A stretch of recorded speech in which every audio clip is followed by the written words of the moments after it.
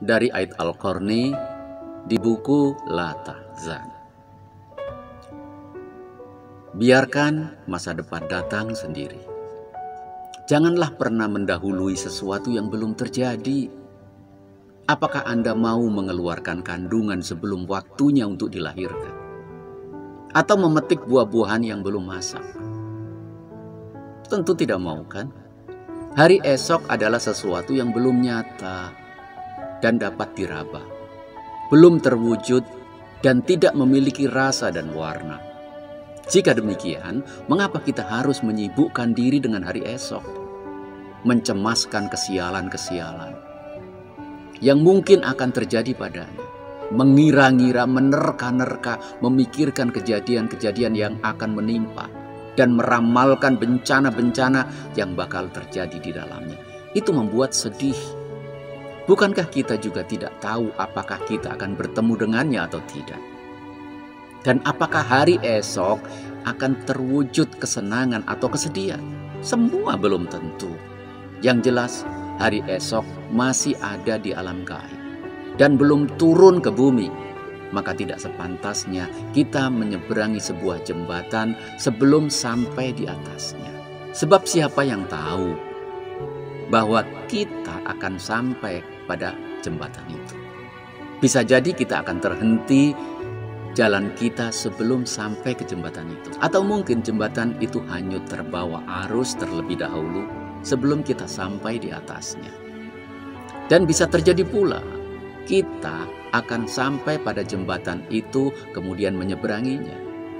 Dalam syariat, memberikan kesempatan kepada pikiran untuk memikirkan masa depan dan membuka-buka alam gaib, dan kemudian terhanyut dalam kecemasan-kecemasan yang baru diduga darinya adalah sesuatu yang tidak dibenarkan.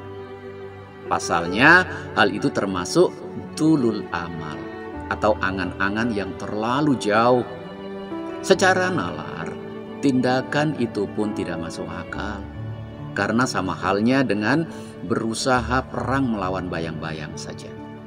Namun ironisnya, kebanyakan manusia di dunia ini justru banyak yang termakan oleh ramalan-ramalan tentang kelaparan, ramalan-ramalan tentang kemiskinan, wabah penyakit, dan ekonomi yang kabarnya akan menimpa mereka. Padahal semua itu hanyalah bagian dari kurikulum yang diajarkan di sekolah atau teori-teori yang bisa saja teori itu terjadi atau tidak, kita nggak tahu. Di surah Al-Baqarah ayat 268 itu juga dikatakan setan menjanjikan menakut-nakuti kamu dengan kemiskinan dan menyuruh kamu berbuat kejahatan, sedangkan Allah menjanjikan untukmu ampunan daripadanya dan karunia.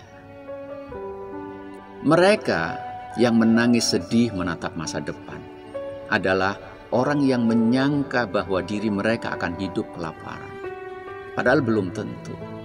Menderita sakit selama setahun, memperkirakan umur dunia ini tinggal 100 tahun atau beberapa tahun lagi. Padahal orang yang sadar bahwa usia hidupnya itu berada di genggaman lain, tentu tidak akan menggadaikannya untuk sesuatu yang tidak ada. Dan orang yang tidak tahu kapan dia akan mati tentu salah besar apabila justru menyibukkan diri dengan sesuatu yang belum ada dan tidak berwujud. Biarkanlah hari esok itu datang dengan sendirinya. Jangan pernah menanyakan kabar beritanya, dan jangan pula menanti serangan petakanya, sebab hari ini Anda sudah sangat sibuk.